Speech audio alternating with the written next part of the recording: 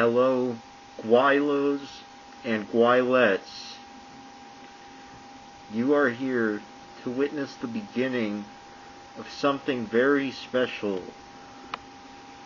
I have started this channel to relay stories and experiences about my life, its bizarre happenings, and maybe occasionally I will chime in with my perspective on current events. I am by no means an intellect,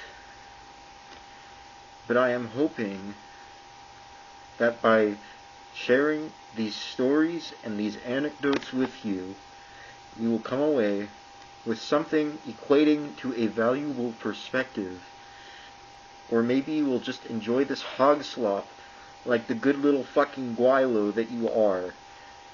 Anyways, to give some background on who I am, I was conceived at a place called Beaver Lake, Arkansas. My mother is part white, part Cherokee, and my father is Jewish. So I was doomed from the start. I was conceived in a place called Beaver Lake, and I am part white, part Jewish, and part Cherokee. To quote the late and great Kurt Cobain, or to paraphrase rather, life is bisexual because it wishes to fuck us all.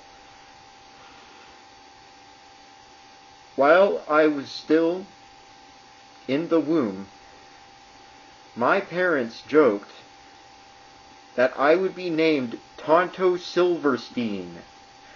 Tonto fucking Silverstein. I suppose for the purposes of this channel, you can call me that.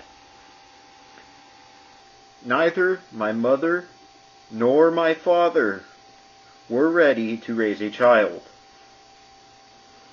In fact, the first time that my father proposed to my mother, he did so in a bathrobe and a ponytail, and he used a heart-shaped plastic ring that he got from a gumball machine. As you can imagine, things were never going to work out between them for very long. The reason they got married was because my conception was an accident. That is right. Were I not conceived in that unholy place called Beaver fucking Lake, my chud parents would not have gotten married, and they would not have made the mistake of bringing an autistic fucking Gweilo like me into this earth.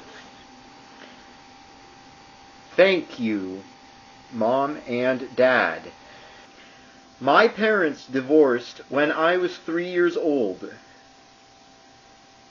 My father was abusive to my mother, and she eventually had to flee the house several times to escape him because he is an insane man-child who is incapable of managing the rich pool of wealth that he has gotten from his relatives. Fantastic.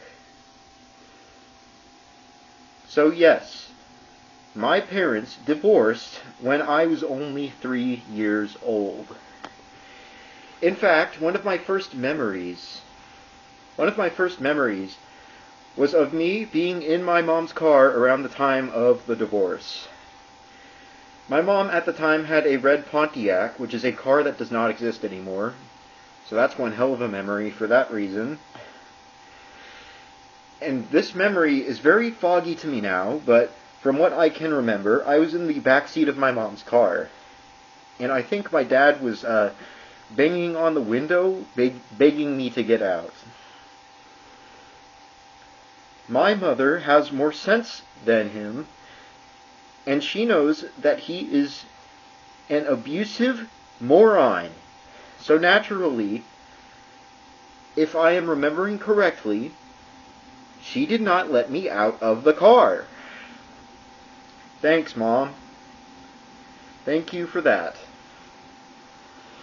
However, because my father has rich relatives who supported him in the court case, and my mother has rich relatives who did not support her in the court case, because they are also terrible people, my father got custody of me anyways.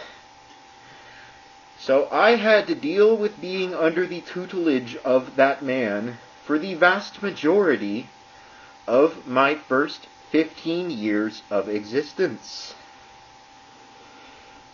I will spend the rest of the time of this channel, or at least most of it, chronicling my life both under the guardianship of my father as well as when I finally left.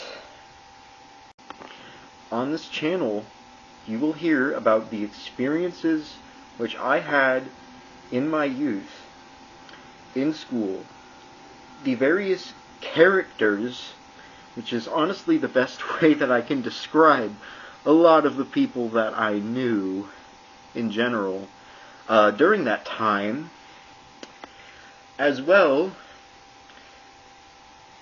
as my opinions on the state of Oklahoma, which, oh boy, I sure do have. Oh man, you're gonna love hearing about that.